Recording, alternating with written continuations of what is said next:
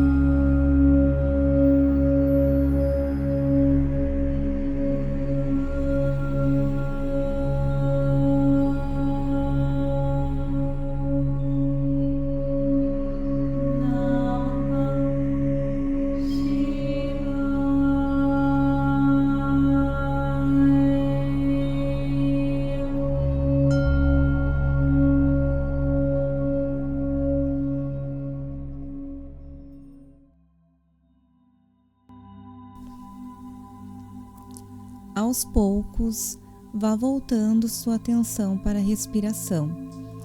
Sinta o seu corpo mais leve, como se uma poeira mental tivesse sido assentada. A transformação real não acontece em um evento único, mas na constância. Se você dedicar 5 minutos apenas do seu dia para esse mantra, você estará treinando a sua mente para não ser escrava do ego e do estresse. O meu desafio para você é hoje: faça isso por 7 dias seguidos. Sinta a proteção e a clareza que o som de Shiva traz para a sua rotina. Se sentiu alguma diferença hoje, deixe um comentário ou compartilhe essa vibração com alguém que precisa dessa limpeza mental. Se você sentiu uma diferença hoje, deixe um comentário e compartilhe essa vibração com alguém que precisa dessa limpeza mental.